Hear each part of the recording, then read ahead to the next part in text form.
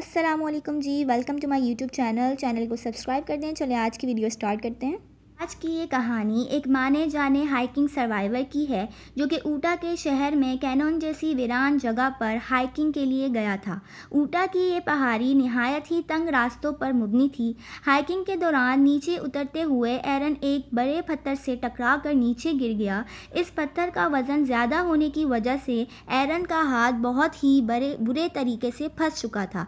ये देखकर एरन बहुत घबरा गया और मदद के लिए चीखें मारने लगा, लेकिन बदकिस्मती से इस वीरान जगह पर कोई नहीं था।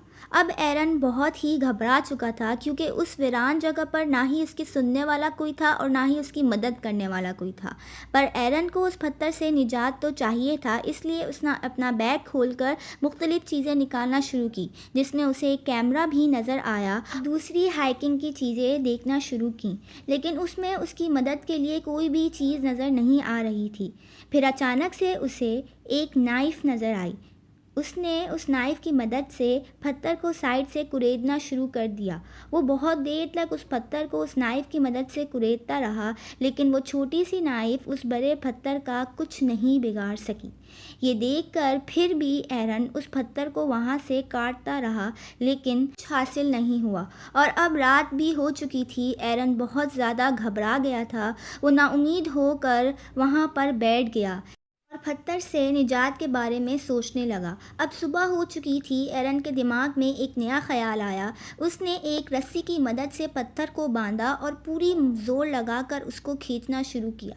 जब ये भी पैंतरा काम ना आया तो एरन ने रस्सी को अपने पाँव से बांधकर एक पुली बनाकर उसे पूरे ज़ोर से खींचा, लेकिन कुछ फ़र्क नहीं पड़ा। अब वो बिल्कुल नाउम्मीद होकर कैमरा रिकॉर्डिंग करने लगा और बताने लगा कि ना ही उसके पास उसका फ़ोन है और ना ही वो घर में किसी को बताकर आया था कि उसकी मदद के लिए कोई ढूंढता हुआ उसे यहाँ आ जाता। अब वो बिल्कुल नाउम्मीद और मायूस होकर अपनी मौत का इंतज़ार कर रहा था। वो बिल्कुल निढाल हो चुका था और अब उसे यहाँ फंसे पूरे 5 दिन गुजर गए थे। छठे दिन एरन को मुख्तलिफ़ किस्म के हेलुसिनेशन होने लगे, जिसमें वो अपने फ्यूचर सन को देखता है और अपने आप को एक नई ज़िंदगी में देखता है। ये देखकर एरन में नया जोश और जज्बा आ जाता है और वो फिर वहाँ से निकलने के बारे में सोचता है। वो अपने हाथ को पत्थर की अपोजिट साइड में घुमाना शुरू करता है, जिससे उसकी हड्डी टूट जाती है और फिर नाइफ़ की मदद से वो अपना गोश्त काटना शुरू करता है और लगातार 4 घंटे की मेहनत और दर्द रंग लाती है और उसका हाथ अलग हो जाता है।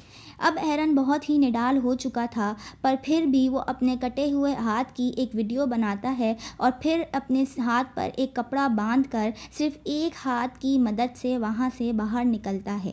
चूँकि एरन का खून बहुत बह चुका था और इसलिए वो चल भी नहीं पा रहा था, लेकिन अब शायद उसकी खुदा ने सुन ली थी और उसे वहाँ कुछ लोग नज़र आए।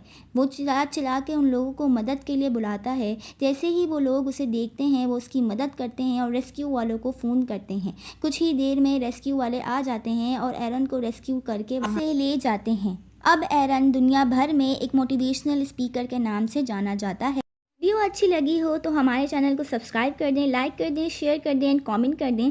Thank you so much. अल्लाह हाफ़िज़।